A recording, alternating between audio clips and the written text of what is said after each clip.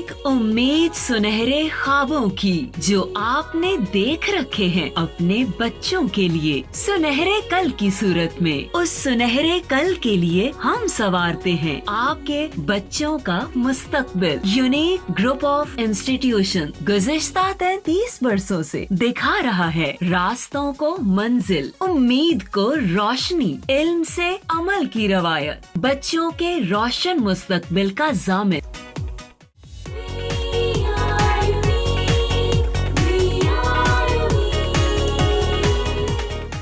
अस्सलामुअलैकुम dear students, मैं हूँ मिस नाइला शब्बीर और मैं पढ़ाऊँगी आपको मुतालिया पाकिस्तान और क्लास है बेटा 9th। मैं उम्मीद करती हूँ कि आप सब खैर खैरियत से होंगे और अपने घरों में अच्छी तरह से रह रहे हैं, महफूज रह रहे हैं और जो भी SOPs गवर्नमेंट बता रही है या जो भी इंस्ट्रक्शंस आपको दी जा रही हैं आपकी सेफ़्टी के लिए, आप उसको फॉलो कर रहे हैं।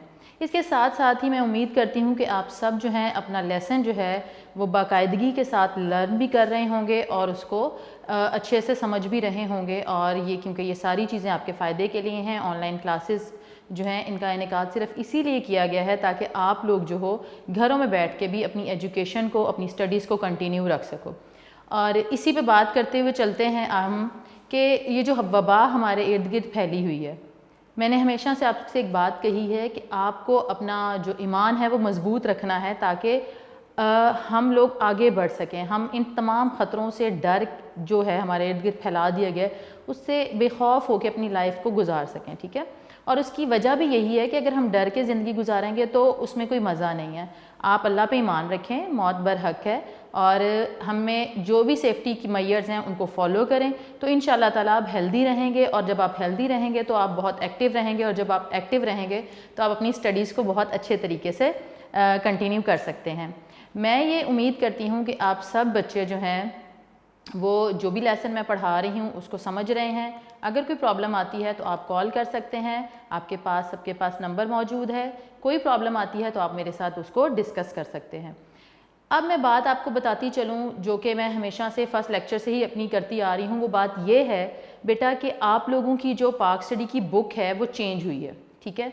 And we have only Urdu variant books available in markets. अभी हमारे पास वही बुक है, we don't have English variant book. तो हमें थोड़ा सा सफ़र करना पड़ रहा है स्पेशली इंग्लिश वेरिएंट स्टूडेंट्स को। I will try my level best to make you understand the concept which is given in are book so that you may be able to understand when you get your book। तो ये चीज़ें मैं थोड़ी सी आपसे discuss करना चाह रही हूँ और जो भी मटेरियल यहाँ पे मैं बोर्ड पे लिखूँगी मेरी कोशिश होगी कि उसके अंदर मैं थोड़ा सा इंग्लिश वेरिएंट को भी गाइड कर सकूँ ताकि वो सिर्फ कॉन्सेप्ट जो है वो उसको ले लें। उसके बाद इंशाअल्लाह ताला जब उनकी बुक अवेलेबल होगी, नोट्स अवेलेबल होंगे तो डेफ़िनेटली वो इसको लर्न भी करना शुरू कर देंगे। छोटी सी इंस्ट्रक्शन आपको देती चलूँ कि बेटा आप लोग ट्राई किया करें, try to make small sentences what ever is being taught to you. तो इन चीज़ों को आप ज़रा देखें अपने तौर पे घर पे बैठ के, ठीक है। This is part of your learning, ठीक है। So now we are going to start our lecture, that is lecture number 6 and the topic is economic deprivation of Muslim in India. Hindustan में मुसलमानों की मुआशी महरूमी। ये आपका एक लॉन्ग क्वेश्चन है और इस पर हम बात करेंगे। मेरी कोशिश ये होती है कि मैं कॉन्सेप्ट को लेके चलूँ और उसके बाद मैं आपको गाइड करूँ कि इसमें से शॉर्ट और MCQs या लॉन्ग जो है वो किस तरह से आ सकता है। टॉपिक है हमारा हिंदुस्तान में मुसलमानों की मुआशी महरूमी। हम लोग डिस्कस कर रहे हैं अपना चैप्टर नंबर 1 जो कि है पाकिस्तान की नज़रियाती असास। उसके अंदर हमारे पास ये टॉपिक है जिसमें हमने डिस्कस किया था, नज़रिया डिस्कस किया था, नज़रिया पाकिस्तान डिस्कस किया था, उसके अनासर डिस्कस किए थे, फिर हमने दो कौमी नज़रिए को काफ़ी एक्सप्लोर किया था। अब हमारे पास टॉपिक आ जाता है हिंदुस्तान में मुसलमानों की मुआशी महरूमी। अब सवाल पैदा ये होता है कि ऐसी क्या वजूहात हुई थी कि मुसलमान जो थे वो ये सोचने पे मजबूर हो गए थे कि they need a separate homeland. What was the reason behind this? So now we need to explore the reasons. हुआ क्या था? अगर मैं जनरल वे में बात करूँ तो बहुत सालों से मुसलमान, हिंदू और सिख और दूसरे मज़ाहिब के लोग जो थे वो एक साथ रह रहे थे। But the issue was this कि उस वक्त मुस्लिम्स रूलर थे, मुग़ल किंग थे। जैसे लास्ट लेक्चर में भी मैंने बात की थी कि आखिरी मुग़ल बादशाह जो था वो बहादुर शाह ज़फ़र था। वो आखिरी बादशाह था जिसे अंग्रेज़ों ने गिरफ़्तार कर लिया और उसके बाद उसको कैद में डाल दिया और वो वहीं पे फिर उसी कैद में वो मर गया था। اس کے بعد یہاں پہ برٹش حکومت یعنی انگریزوں کی حکومت جو تھی وہ آ گئی. اب جب انگریز آئے تو انہوں نے کیا کیا یہاں پہ اقدامات کیے, کیا کیا انہوں نے یہاں پہ پالیسیز بنائیں, ان کو ہم ڈسکس کریں گے. ان پالیسیز کی وجہ سے اور ہندوؤں کا اور انگریزوں کا جو گٹھ جوڑ تھا, مینس ان کی جو آپس میں وہ منگلنگ تھی, ان کا آپس میں ایک ہو جانا جو تھا, اس کی وجہ سے سب سے زیادہ سفر کیا تھا مسلمز نے. اور جب مسلمز نے سفر کیا تو ڈیفینیٹلی ایک سٹیج ایسی آئی کہ جو مسلمز لیڈرز تھے یا اچھے تھنکر تھے, انہوں نے یہ سوچنا شروع کر دیا کہ مسلمانوں کے لیے ایک سیپریٹ اسٹیٹ ہونی چاہیے, کیونکہ ان کو لیس اسٹیٹس دیا جا رہا ہے سوسائٹی میں. They are not enjoying equal rights while living in a same society.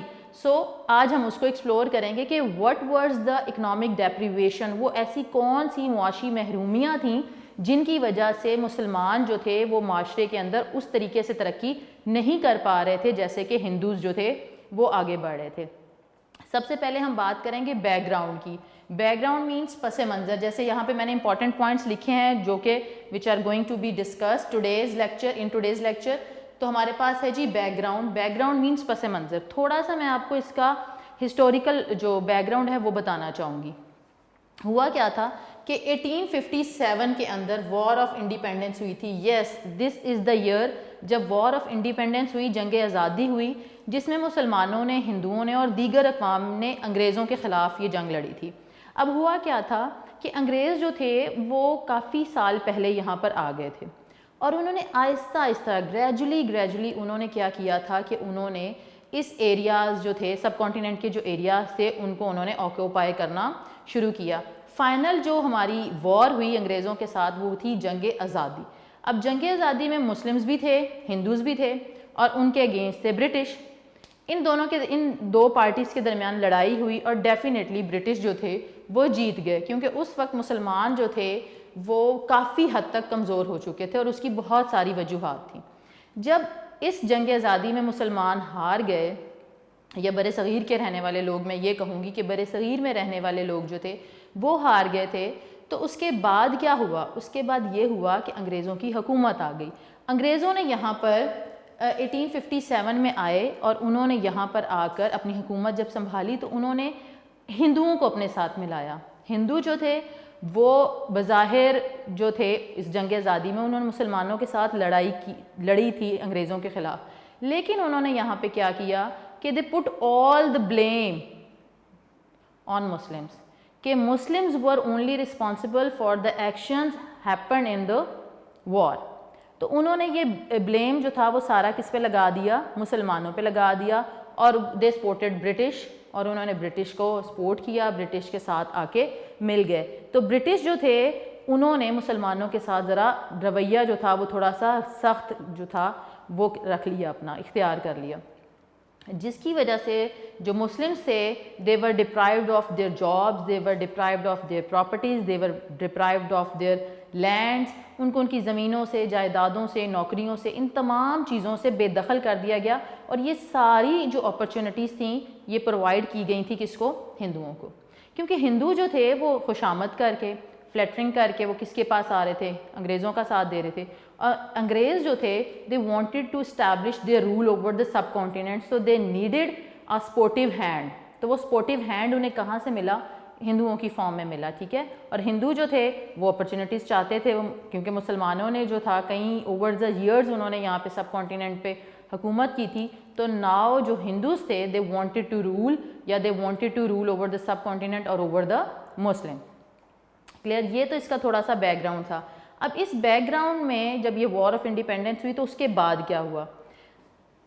ٹھیک ہے.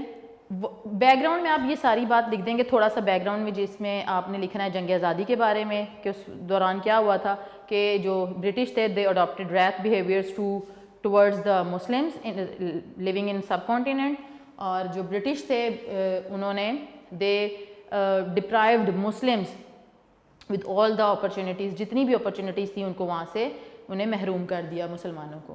سب سے پہلے ہم بات کرتے ہیں بیک گراؤنڈ کے بعد ایسٹ انڈیا کمپنی کی.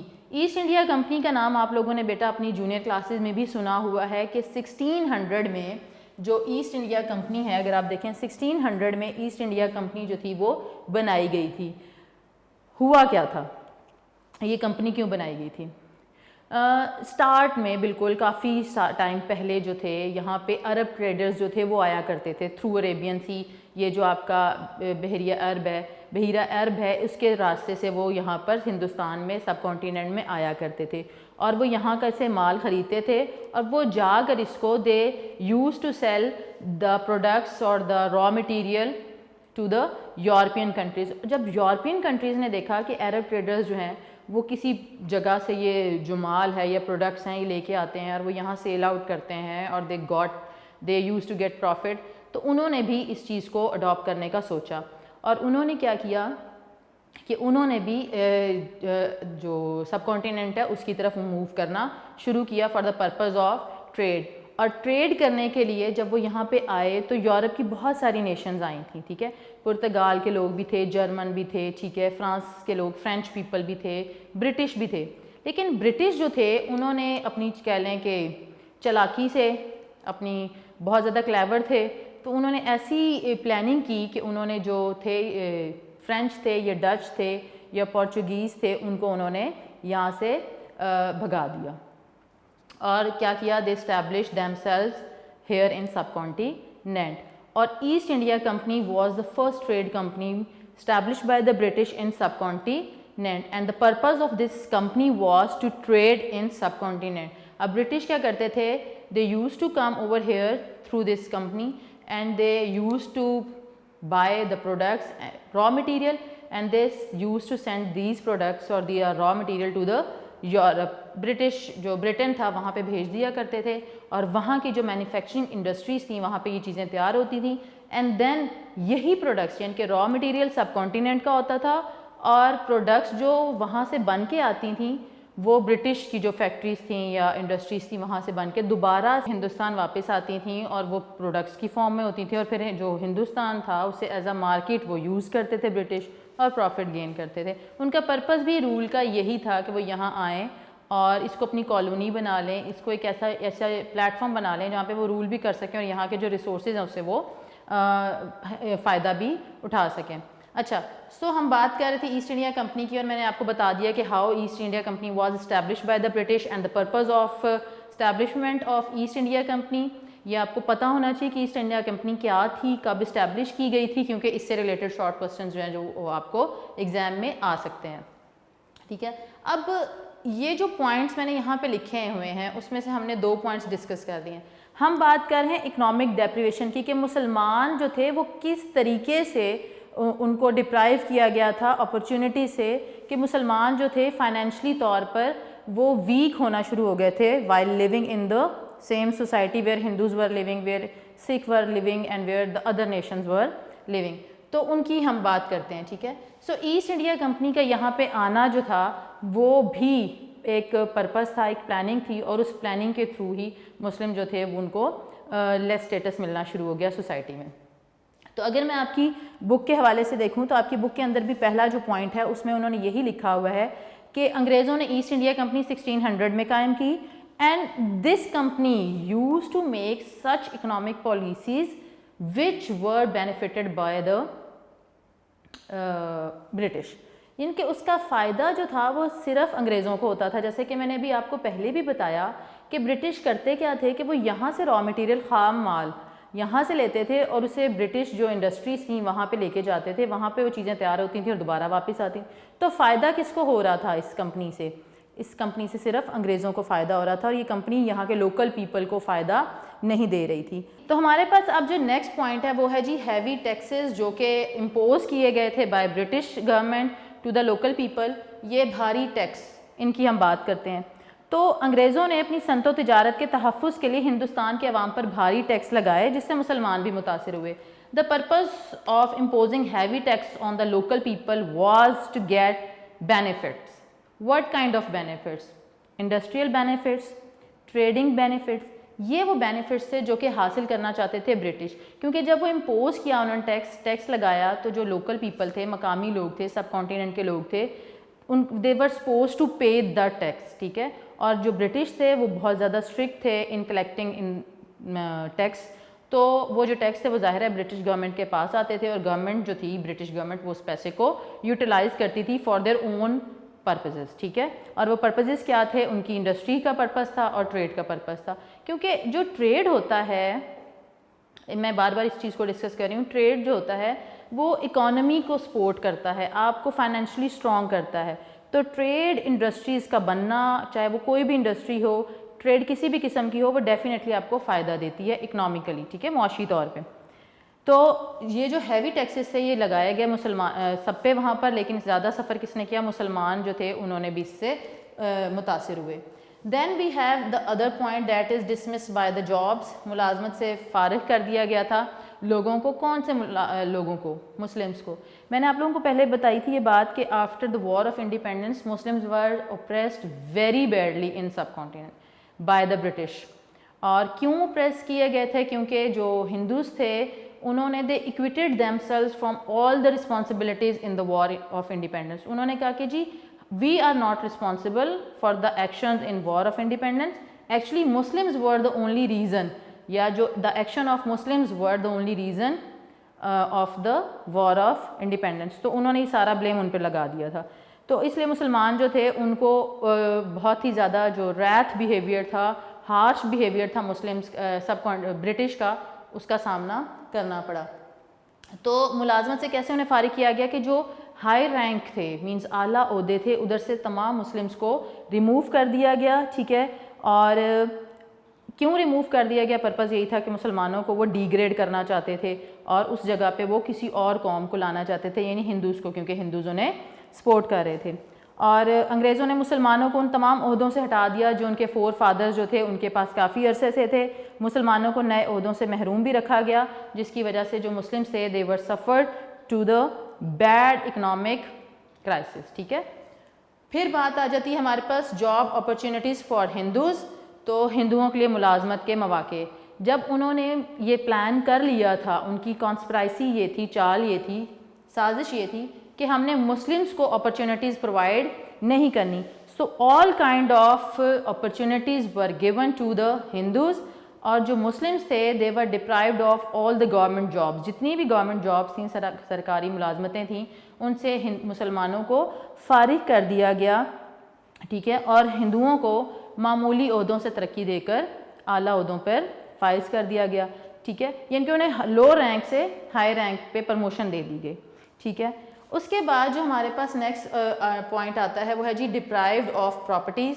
میں نے آپ کو پہلے بھی جب بیک گراؤنڈ بتا رہی تھی تو آئی ٹولڈ یو کہ ڈیپریویشن آف پراپرٹیز ایک ایسا آسپیکٹ تھا کہ جیسے جائیداد ہے مسلمانوں کے پاس, ان کے پاس زمین تھی, کاروبار تھا, گھر, مکانات, جس بھی قسم کی جائیداد تھی, وہ جائیدادیں جو تھیں, وہ جو پراپرٹیز تھیں, those properties were confiscated by the British government and those properties were allotted اور گیون ٹو دا ہندوز.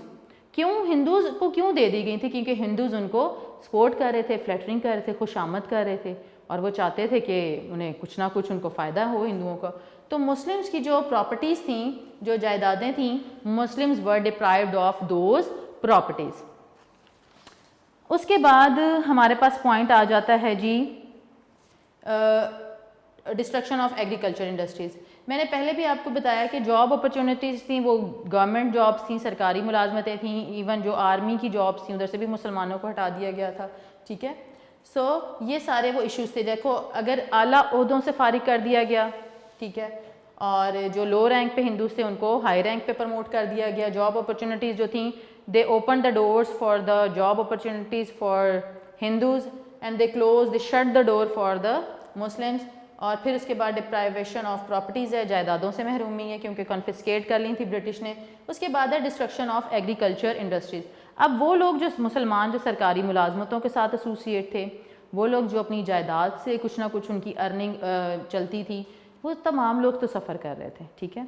پھر دوسری طرف وہ لوگ جن کا تعلق زراعت سے تھا, جن کا تعلق کسی انڈسٹری سے تھا, صنعت سے تھا, ان لوگوں کو کیا نقصان ہوا کہ انگریزوں کے دور میں ہمارے پاس ایک بر صغیر کے اندر ایک صوبہ تھا بنگال, ٹھیک ہے, بہت بڑا صوبہ تھا, اور اس میں ہندوؤں کی ایک حصے میں ہندوؤں کی اکثریت تھی اور ایک بڑے حصے میں مسلمانوں کی اکثریت تھی. تو وہاں پر مینجمنٹ کے بہت سارے ایشوز آ رہے تھے. تو مینجمنٹ کے جب بہت سارے ایشوز آئے تو اس کی وجہ سے ہندوز جو تھے دے ور ڈومینیٹڈ, ٹھیک ہے, اوور دا مسلمس. تو وہاں پر پراپر پلاننگ نہیں کی گئی، جس کی وجہ سے ایگریکلچر نہیں ہوا اور کرائسس، فوڈ کرائسس جو تھا وہ کریٹ ہو گیا۔ جب فوڈ کرائسس کریٹ ہوا تو اس کی وجہ سے جہاں وہاں پر ان علاقوں میں، یعنی میں بنگال کی بات کر رہی ہوں، وہاں پر جو ایگریکلچر انڈسٹری تھی وہ تباہ ہونا شروع ہوگی، کیونکہ ریسورسز جو تھے وہ نئے جنریٹ نہیں ہو رہے تھے۔ فوڈ کرائسس کا سامنا کرنا پڑا تھا لوگوں کو، مسلم جو تھے وہ آلریڈی ان کو ڈی گریڈ کیا جا رہا تھا سوسائٹی کے اندر، تو وہ فلرشمنٹ جو تھی یا ان کا پھلنا پھولنا جو تھا وہ سوسائٹی کے اندر کسی طور پہ نظر نہیں آ رہا تھا۔ اس کے بعد ہم بات کرتے ہیں ڈسٹرکشن آف کاٹیج انڈسٹری، گھریلو صنعت کی تباہی۔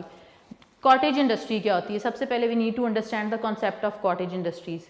انڈسٹری کیا ہوتی ہے؟ ایک صنعت ہوتی ہے، ایک ایسی جگہ ہوتی ہے جہاں پر چیزیں جو ہیں وہ عام خام مال سے، یعنی کہ آپ کے پاس را مٹیریل ہے اور آپ اس سے کوئی چیز تیار کر کے ایک پراپر اسے پروڈکٹ کی شیپ دیتے ہو۔ تو انڈسٹریز جو ہوتی ہیں وہ بیسیکلی میجر انڈسٹریز جو ہیں وہ 3 طرح کی ہوتی ہیں۔ There are 3 types of industries جو کہ کام کرتی ہیں۔ سب سے بڑی جو ہوتی ہے وہ ہیوی انڈسٹری ہوتی ہے، ٹھیک ہے، اس کے بعد اسمال انڈسٹریز ہوتی ہیں اور اس کے بعد کاٹیج انڈسٹریز ہوتی ہیں۔ جو ہیوی انڈسٹریز ہوتی ہیں اس میں بہت بڑی بڑی فیکٹریز آتی ہیں جس میں بہت زیادہ تھاؤزنڈز آف ورکرز ہوتے ہیں اور وہ پروڈکٹس جو ہیں وہ تھرو مشینز اور ورکرز وہ تیار کرتے ہیں، ٹھیک ہے۔ جو اسمال انڈسٹریز ہوتی ہیں اس میں مشینری بھی موجود ہوتی ہے بٹ نمبر آف ورکرز جو ہیں، امپلائز جو ہیں وہ کم ہو جاتے ہیں، ٹھیک ہے، اور ان کی کوشش ہوتی ہے کہ وہ لوکل ریسورسز کو استعمال کر سکیں۔ پھر ہمارے پاس آتی ہے کاٹیج انڈسٹری، جس کی میں یہاں پہ بات کرنے جا رہی ہوں۔ کاٹیج انڈسٹری کو ہم اردو میں گھریلو صنعت کہتے ہیں۔ اس سے مراد یہ ہے کہ گھر میں بیٹھ کے مقامی وسائل کو آپ بروئے کار لاتے ہوئے ان لوکل جو ریسورسز ہیں ان کو آپ یوٹیلائز کرتے ہیں اور آپ نارمل جو پروڈکٹ ہے وہ بناتے ہیں، ٹھیک ہے۔ اس میں گھریلو دستکاریاں جو ہینڈی کرافٹس آپ کے ہوتے ہیں، بچوں کے ٹوائز ہوتے ہیں، کلے یوٹینسلز ہوتے ہیں، برتن مٹی کے بنائے جاتے ہیں، اس طرح کی بہت ساری چھوٹی چھوٹی انڈسٹریز ہوتی ہیں۔ پھر کپڑے بننے کا جو کام ہوتا ہے، ٹھیک ہے، یہ ساری چھوٹی چھوٹی جو کام تھے یہ سارے اس کے اندر شامل تھے۔ اب ہوا کیا کہ بنگال میں چونکہ میں نے بتایا کہ امن و امان کی صورتحال خراب تھی، یہ بہت بڑا پروونس تھا اور ہندوؤں کی بہت زیادہ اکثریت تھی ایک حصے میں اور ایک حصے میں مسلمانوں کی بہت زیادہ اکثریت تھی، اور ہندو جو تھے وہ ڈومیننٹ تھے زیادہ تر، ٹھیک ہے۔ اب یہاں پر جب لا اینڈ آرڈر کی سچویشن خراب ہونا شروع ہوئی تو اس سچویشن کو دیکھتے ہوئے جو وہاں کے ٹریڈرز تھے انہوں نے یہ پلان کیا، یہ ڈیسائیڈ کیا کہ انہیں کوئٹ کر دینا چاہیے بنگال کو، ٹھیک ہے۔ تو وہ بنگال کو چھوڑ کے موو کرنا شروع ہو گئے۔ ڈیفینیٹلی اگر انہیں ایک ایریا کے اندر پیس نہیں مل رہا ہے، امن نہیں مل رہا ہے، تو انہوں نے وہاں سے دوسرے شہروں کی طرف رخ کرنا شروع کر دیا۔ اب ہوا کیا کہ ایک جو ہم نے شروع میں بات کی کہ ٹیکسز کی، تو تجارتی مال کی نقل و حمل پر جگہ جگہ ٹیکسز کہتے ہیں محصولات کو، محصول کو، اس کی وجہ سے مال کی قیمت بہت بڑھ گئی۔ یعنی کہ بنگال سے ٹریڈر جو تھے وہ امن و امان کی صورتحال خراب ہونے کی وجہ سے موو کر گئے دوسرے شہروں میں، اور جب ٹرانسپورٹیشن کرتے ہیں ہم، دیکھو ایک پروڈکٹ یہاں پہ تیار ہوئی ہے کسی ایک سٹی میں، جب اس کو ہم ٹرانسپورٹ کر کے کسی دوسری جگہ پہ لے کے جاتے ہیں تو اس سے کیا ہوتا ہے؟ اس سے یہ ہوتا ہے کہ اس کے جو ایکسپینس ہے، اس کی جو کاسٹ ہے پروڈکٹ کی وہ بڑھ جاتی ہے۔ تو پھر جب اس کے اندر انکلوژن ہو جائے ٹیکسز کا تو بھی اس پہ، یعنی کہ ایک پروڈکٹ جو بنی شاید 100 روپے کی، اس پہ ٹرانسپورٹیشن کا خرچہ، یعنی کہ اس کو ایک جگہ سے دوسری جگہ لے جانے کا خرچہ، پھر اس کے اندر جو ٹیکس پے کیے گئے ان کو بھی ایڈ کر دیا جاتا ہے، تو وہ چیز جو 100 روپے کی پروڈکٹ ہوتی ہے وہ شاید 150 کی یا 180 کی یا ایون 200 کی بھی مل جاتی ہے، ان کہ اس کی قیمت جو ہے وہ دگنی ہو جاتی ہے۔ تو اس کی وجہ سے وہ ہر ایک کی افورڈیبلٹی میں نہیں تھی، قوت خرید میں نہیں تھی، جس کی وجہ سے ٹریڈ جو تھی، ڈیفینیٹلی ٹریڈ کو سفر کرنا پڑا، تجارت متاثر ہوئی، اور بہت ساری جو نیشنز وہاں پہ رہ رہی تھیں جو کہ ٹریڈ کے آکوپیشن سے یا ٹریڈ سے وابستہ تھیں، ایسوسیٹڈ تھیں، ان کو لاس ہوا اینڈ دے سفرڈ بیڈلی، اور اکنامک کرائسس جو تھے اس میں مسلمان جو تھے وہ نمبر 1 پہ اس لیے تھے کیونکہ وہ بدحال تھے، ان کی جو لینڈز تھیں، زمینیں تھیں، زرعی زمینیں، وہ بھی کانفسکیٹ کر لیں برٹش نے، جاب سے پہلے نہیں ان کو مل رہی تھیں اپرچونیٹیز۔ تو اگر آپ سارے پوائنٹس پیچھے سے دیکھو تو یہ تو ایک سیریز تھی، ایک سیریز ہے ان کی برٹش کی پلاننگ کی، جس کی وجہ سے کیا ہوا کہ مسلمان جو تھے وہ گریجولی اس میں کرائسس میں آنا شروع ہو گئے، تو دے ور اپریسڈ ویری بیڈلی، ٹھیک ہے۔ تو مسلمز جو تھے ان کو بہت زیادہ جو فائنینشیل کرائسس تھا اس کا سامنا کرنا پڑ رہا تھا، ٹھیک ہے۔ یہاں تک میں امید کرتی ہوں آپ کو پوائنٹ سمجھ آ گئے ہوں گے۔ اچھا، لاسٹ پہ جو ہمارے پاس بات ہے وہ یہ ہے اٹس اباؤٹ فارمرز۔ جو فارمرز تھے، کسان تھے جو کہ وابستہ تھے زراعت کے پیشے سے، ٹھیک ہے. تو یہ جو کمپنی جس کی ہم بات کر رہے ہیں ایسٹ انڈیا کمپنی، اس نے ان پہ ٹیکسز لگائے، ٹھیک ہے، اور اس کے نئے ٹیکسز کی وجہ سے کسان جو تھے وہ پریشان ہو گئے، ٹھیک ہے، اور انگریزوں کے ہاتھوں مقامی زراعت کو سخت نقصان پہنچا. مطلب یہ کہ جو برٹش تھے انہوں نے ممکن کوشش کی کہ یہاں کے لوکل ریسورسز سے فائدہ اٹھایا جائے، لوکل پیپل کو استعمال کیا جائے، لیکن فائدہ اس کا صرف کس کو ہو رہا تھا؟ برٹش کو ہو رہا تھا، ٹھیک ہے.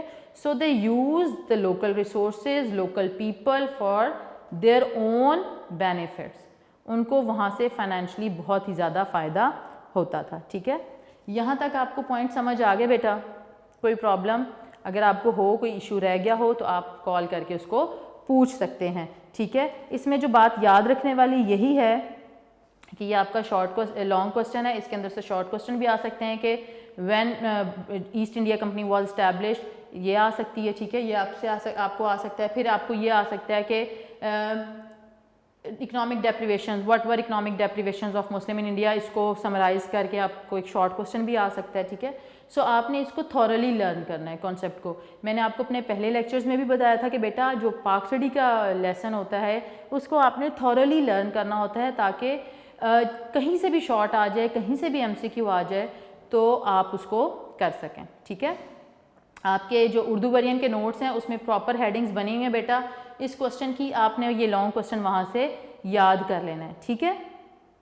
اور جو انگلش ورژن ہے میں دعا کرتی ہوں کہ آپ کی بک جلدی سے جلدی آئے اور ہم پھر اس پہ کام کر سکیں. میں آپ کو بھی کوئی نہ کوئی ہوم ٹاسک دوں تاکہ آپ لوگ بھی پراپر لرننگ پروسیس میں آ سکیں، ٹھیک ہے.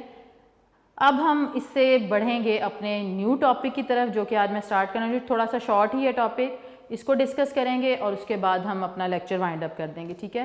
آپ نے کرنا یہ ہے کہ اس لانگ کوسچن کو آپ نے اپنے نوٹس میں سے یاد کرنا ہے کیونکہ وہاں پہ پراپر ہیڈنگز بنی ہوئی ہیں، لیکن آپ نے اس کو ایک دفعہ ریڈ آؤٹ ضرور کرنا ہے اپنی بک سے. کلیئر؟ اوکے جی، بڑھتے ہیں اپنے نئے ٹاپک کی طرف. جی تو آج جو ہمارا نیکسٹ ٹاپک ہے وہ ہے جی علامہ Iqbal and ideology of Pakistan. علامہ اقبال اور نظریہ پاکستان کہہ سکتے ہیں، یا نظریہ پاکستان اور علامہ اقبال. بیسیکلی سوال ہمارے پاس یہ ہے کہ ہم نے علامہ اقبال کے ارشادات کی روشنی میں ہم نے نظریہ پاکستان کی وضاحت کرنی ہے، ٹھیک ہے. اس میں جو امپورٹنٹ پوائنٹس ہیں جن کو ہم انشاءاللہ تعالیٰ اس لیکچر میں ڈسکس کریں گے وہ میں نے یہاں پہ رائٹ ڈاؤن کر دیے ہیں، ٹھیک ہے. اور اردو ورژن آپ لوگوں کے لیے میں سائڈ بائی سائڈ لکھتی رہوں گی، ٹھیک ہے. Ideology of Pakistan, background, Allahabad address, the concept of Muslim millat. اس کے بعد ہے جی ہمارے پاس message of unity, then we have separate identity of Muslims, اور اس کے بعد ہے جی Islam as a complete system, اور پھر ہم کنکلوژن کی بات کریں گے. اگر میں اوور آل اس کو تھوڑا سا سمرائز کروں کہ یہ کیا تھا تو Allama Iqbal you know our famous poet, جنہیں پوئٹ آف ایسٹ بھی کہا جاتا ہے، شاعر مشرق ہیں، ٹھیک ہے.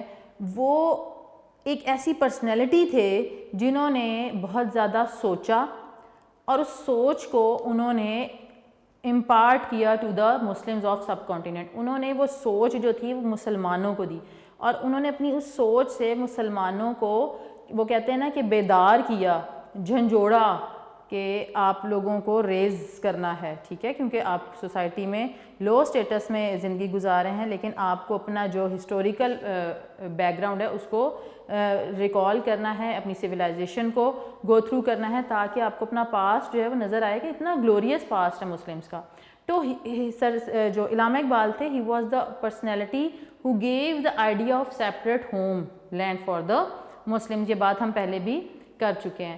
تو یہ بڑی امپورٹنٹ بات ہے کہ خواب دیکھا علامہ اقبال نے، تصور پیش کیا کہ مسلمانوں کے لیے ایک علیحدہ ریاست ہونی چاہیے.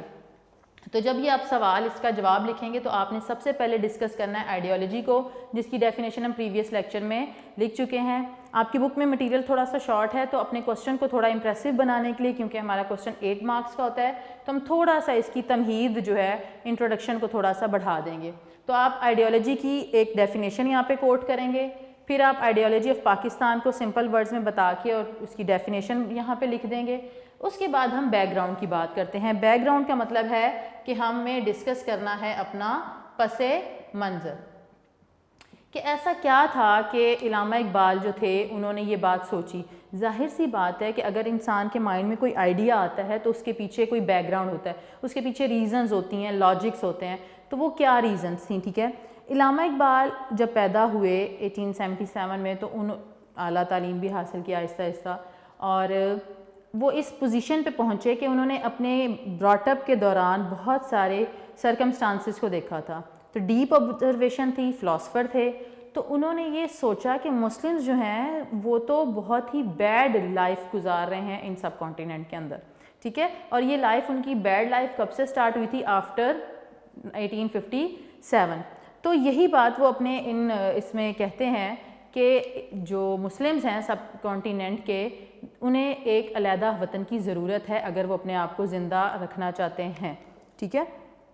So through his poetry he awakened the Muslims. انہوں نے مسلمانوں کو بیدار کیا تھا. کس کے ذریعے؟ اپنی شاعری کے ذریعے. ان کی شاعری بہت ہی زیادہ فیمس تھی. ان کی شاعری میں مسلمانوں کے اندر انکلکیٹ کیا گیا تھا, ایک جذبہ ابھارا گیا تھا, to raise themselves again, ٹھیک ہے, for the purpose of glory, ٹھیک ہے. گلوری ہونی چاہیے آپ کی لائف میں, آپ کی لائف کے اندر شان ہونی چاہیے, ایک سیلف رسپیکٹ ہونی چاہیے آپ کے اندر, کیونکہ آپ ایک نیشن ہے, ٹھیک ہے. تو اس چیز کو انہوں نے پروموٹ کیا تھا. So in the beginning he was the supporter of Hindu Muslim unity. وہ اس کے سپورٹر تھے, ایڈوکیسی ان کی جو تھی وہ ہندو مسلم یونٹی پہ تھی کیونکہ وہ سب ساتھ رہتے تھے.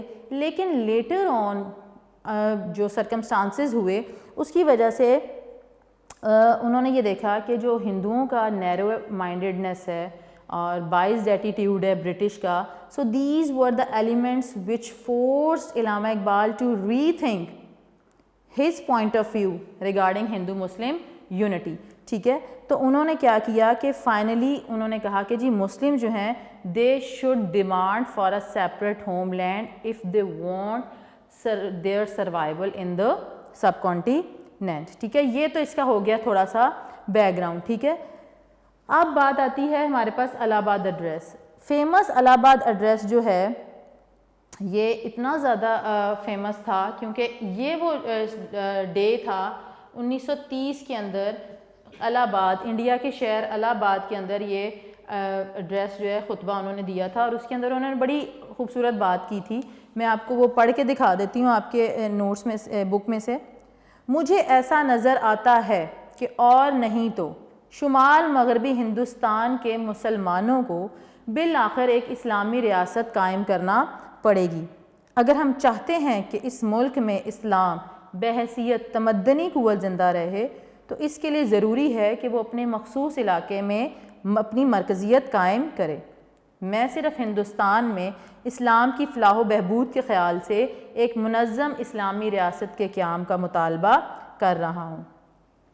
اب یہ وہ بات تھی کہ مجھے ایسا نظر آتا ہے کہ اور نہیں تو شمال مغربی ہندوستان سے مراد ہے کہ یہ وہ حصہ تھا ہندوستان کا جہاں پہ مسلمان اکثریت میں رہتے تھے, اور جو علامہ اقبال تھے انہوں نے پرٹیکولرلی ان ایریاز کو مینشن کیا کہ میں چاہتا ہوں کہ ان ایریاز کو کنیکٹ کر دیا جائے, ملا دیا جائے, ایک ریاست بنا دی جائے تاکہ مسلمان یہاں پہ انڈیپینڈنٹلی اپنی لائف کو اپنی جو ٹیچنگز آف اسلام ہے اس کے اکارڈنگ اسپینڈ کر سکیں.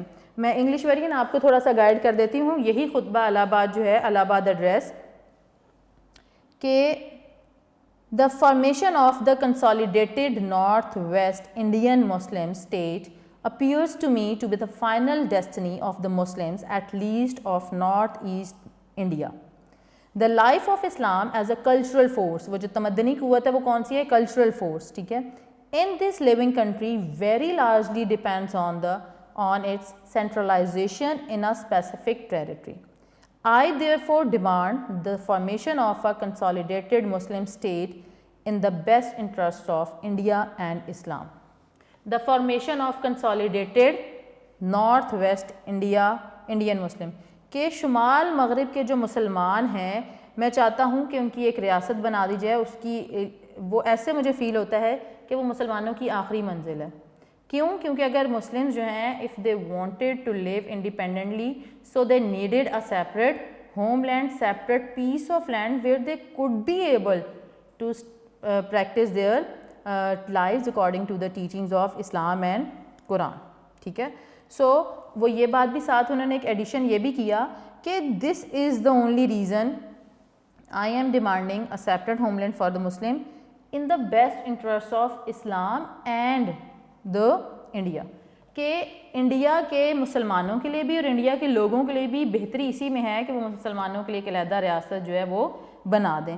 تو یہ وہ خطبہ الہ آباد کا میں نے ایک پیس آف ایڈریس جو تھا ان کا آپ کو بتایا ہے، سنایا ہے پڑھ کے، کہ آپ کو سمجھ آ جائے کہ وہ اپنے خطبہ الہ آباد میں انہوں نے کیا ڈیمانڈ کی تھی. اور یہی وہ لائن ہے، یہی وہ اسٹیٹمنٹ ہے جس سے ہم نے یہ انفر کیا تھا کہ علامہ اقبال جو ہیں he was great supporter of the Muslims for the separate homeland. ٹھیک ہے، so he was the person who gave the idea of separate homeland. ٹھیک ہے، اور ساتھ ہی ساتھ انہوں نے یہ بات کی تھی کہ چونکہ بر صغیر کے اندر بہت ساری نیشنز جو ہیں وہ they are living، تو مسلمان جو ہیں وہ ان کو اپنی آئیڈینٹی کو دکھانا ہوگا دنیا کو، یعنی سب کانٹیننٹ میں جتنی بھی نیشن تھی ان سب نیشن سے بڑھ کے مسلمانوں کو آگے آنا ہوگا. ٹھیک ہے، اور وہ چاہتے تھے، مینز علامہ اقبال یہ چاہتے تھے کہ مسلم جو ہیں وہ سب سے آگے آئیں، سکسیس ملے ان کو. ٹھیک ہے، اور وہ یہ پوائنٹ ان کا ایک بڑا تھا امپورٹنٹ کہ وہ سیاسی، سماجی اور معاشی تحفظ کے لیے، جیسے ابھی ہم نے پہلے ٹاپک ڈسکس کیا تھا اکنامک ڈیپریویشن، مسلمانوں کی معاشی محرومیاں. تو یہ معاشی محرومیاں کیوں تھیں؟ کیونکہ ان کو وہ کنسیڈر ہی نہیں کر رہے تھے ایک نیشن، وہ ان کو عام سے لوگ سمجھ کے ڈی گریڈ کر رہے تھے، ڈی ویلیو کر رہے تھے. ٹھیک ہے، اور ڈس رسپیکٹ جو نظر آئی مسلمانوں کے اندر due to rough behaviour of British and the narrow mindedness of Hindus, اس کی وجہ سے مسلم جو تھے وہ لیس اسٹیٹس میں چلے گئے تھے. ٹھیک ہے، تو علامہ اقبال جو تھے ان کا پوائنٹ آف ویو یہ تھا کہ اگر مسلمس کا سوشل پروٹیکشن اگر وہ چاہتے ہیں، اپنا وہ اکنامیکل جو پروٹیکشن ہے وہ چاہتے ہیں، ٹھیک ہے، یا پھر وہ اپنا پولیٹیکل پروٹیکشن چاہتے ہیں، تو ان تینوں چیزوں کو انہیں ایک ساتھ لے کے چلنا ہوگا. اور یہ صرف اور صرف اسی کنڈیشن میں ہو سکتا ہے جب ان کے لیے ایک علیحدہ وطن موجود ہوگا. ٹھیک ہے، یہاں تک تو یہ جو باتیں میں نے ڈسکس کی ہیں یہ آپ کی بک کے اندر موجود ہیں، لیکن اس کوشچن کو تھوڑا سا ہم نے چونکہ رائٹنگ میں لے کے آنا ہے، 8 مارکس کا کوشچن ہے، تو اس کے اندر تھوڑی سی ہم انفارمیشن اور ایڈ کرتے ہیں جو کہ آپ کی بک کے اندر ہی موجود ہے لیکن ڈفرینٹ پیجز پہ. تو اگر ہم اس کو انفارمیشن کو یہاں پہ ایڈ کر لیں تو ہمارے پاس ہے جی دا کانسیپٹ آف مسلم ملت. دا کنسیپٹ آف مسلم ملت کیا ہے کہ مسلم ملت کا تصور. اب علامہ اقبال جو ہیں مسلم ملت کا تصور، یہ جو مسلم ملت کا تصور ہے اس سے کیا مراد ہے، یہ مسلم ملت سے کیا مراد ہے؟ مسلم ملت سے مراد علامہ اقبال یہ لیتے ہیں کہ مسلمان جو ہیں یہ دنیا کے کسی بھی کونے میں رہ رہے ہیں تو they are called one nation. تو یہ ایک نیشن ہے، ایک ملت ہے، چاہے وہ مشرق میں رہ رہے ہیں، چاہے وہ مغرب میں رہ رہے ہیں، چاہے وہ شمال میں رہ رہے ہیں، چاہے وہ جنوب میں رہ رہے ہیں، مسلمان کہیں بھی رہ رہے ہیں، دے آر ون ملت اور دے آر ون نیشن. ٹھیک ہے، اور انہوں نے اپنی پوئٹری کے ذریعے ان کانسیپٹس کو ہمارے سامنے لے کے آئے ہیں. ٹھیک ہے، اور وہ یہ کہتے ہیں کہ اسلام جو ہے وہ جو ہے ریزن ہے آف دا مسلم ملت. تو ہی پریزنٹڈ دا کی concepts through his poetry regarding the concept of Muslim ملت. اور وہ کہتے ہیں کہ جو مسلمز ہیں دے ڈیو ٹو اسلام، ٹھیک ہے، due to Islam they form a millat, کہ اسلام وہ چیز ہے جس کی وجہ سے مسلمان ایک ملت کی شکل میں آتے ہیں. تو ہی presented the key concept through his poetry کہ مسلمز جو ہیں due to Islam they form a millat and their power and strength depends only on Islam. ان کے مذہب میں ان کی جو قوت ہے، طاقت ہے، اس کا دار و مدار کس پہ ہے؟ اسلام پہ. ٹھیک ہے، تو اسلام بیسیکلی وہ مذہب ہے، وہ قوت ہے جو کہ مسلمانوں کو طاقت دیتی ہے اور جس کی وجہ سے وہ کیا بن جاتے ہیں؟ مسلم ملت بن جاتے ہیں. ٹھیک ہے، اور اسی طرح انہوں نے اپنے جو شاعری تھی اس کے اندر انہوں نے بڑا خوبصورت شعر پڑھا تھا اور لکھا تھا، اور اس میں وہ تھا کہ اپنی ملت پہ قیاس اقوام مغرب سے نہ کر، خاص ہے ترکیب میں قوم رسول ہاشمی، ان کی جمعیت کا ہے ملک و نسب پر انحصار، قوت مذہب سے ہے مستحکم جمعیت تیری. تو یہ شعر یہی تھا کہ آپ کو کمپیریزن کرنے کی ضرورت نہیں ہے دوسری جو مغرب کی جو نیشنز ہیں، جو ویسٹ کی نیشنز ہیں، کیونکہ آپ کی اپنی نیشن اتنی زیادہ پاورفل ہے، اس کی گریٹ سویلائزیشن ہے، ہسٹری ہے، ہیروز ہیں، تو آپ کو اس پہ ریلائے کرنا چاہیے. ٹھیک ہے، اس کی ریزن یہ ہے کہ آپ کی جو قوت ہے، آپ کی جو جماعت ہے، اس کی وجہ، اس کی طاقت صرف اور صرف اسلام ہے. ٹھیک ہے, اب پھر آگے ہمارے پاس جو کانسیپٹ آتا ہے وہ ہے جی میسج آف یونٹی, متحد ہونے کا تصور, ایک ہونے کا تصور. ٹھیک ہے, یہ کانسیپٹ کیا ہے؟ علامہ اقبال نے اپنی شاعری میں جگہ جگہ یہ کہا ہے کہ مسلمان جو ہیں اگر وہ اپنی ہسٹری کو ریکال کر رہے ہیں تو انہیں یہ بات ریئلائز کرنی چاہیے کہ مسلمان جو ہیں وہ ترقی اگر کر سکتے ہیں تو وہ صرف یونٹی کی فارم میں ترقی کر سکتے ہیں. ٹھیک ہے, ایک ہو کے ترقی کر سکتے ہیں. ان کا بڑا خوبصورت شعر ہے کہ ایک ہو مسلم حرم کی پاسبانی کے لیے, نیل کے ساحل سے لے کے تاب خاک کے کاشگر. یعنی کہ چاہے وہ مسلمان جو ہیں, حرم کی پاسبانی سے مراد یہ ہے پروٹیکشن آف حرم, کہ Muslims should be one for the protection of حرم. ٹھیک ہے, چاہے ان کا تعلق کہیں سے بھی ہے, وہ کیا ہوں, وہ نیل کے ساحل سے لے کر تاب خاک کے کاشگر ایک ہی ہوں, کیونکہ ان کا حرم, ان کا کعبہ ایک ہی ہے اور ان کی انہیں حفاظت کرنی ہے. اس کے بعد ہمارے پاس آ جاتا ہے next point, separate identity of Muslim.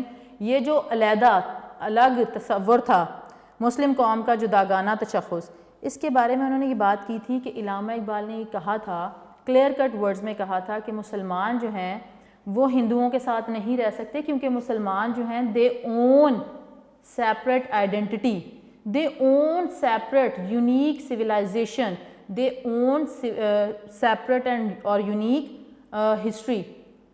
So وہ جلد ہی ایک علیحدہ وطن شاید جلدی بنا لیں, شاید تھوڑی دیر میں بنائیں, لیکن وہ علیحدہ وطن ضرور بنا لیں گے, کیونکہ ان کے کانسیپٹس آف لیونگ جو ہیں وہ ڈفرینٹ ہیں دوسری نیشن کے کانسیپٹس آف لیونگ سے. ٹھیک ہے, تو علامہ اقبال نے واحد قوم کا, وہ جو ایک قوم کا تصور دے رہے تھے نا ہندوز کے, جی ہم ایک قوم ہے, اس تصور کو انہوں نے ریفیوز کر دیا, جھٹلا دیا اور کہا کہ جی مسلمان جو ہیں وہ ایک ہی نیشن ہے. ٹھیک ہے, اس کے بعد ہمارے پاس پوائنٹ آتا ہے جی Islam is as a complete system, اسلام ایک مکمل نظام.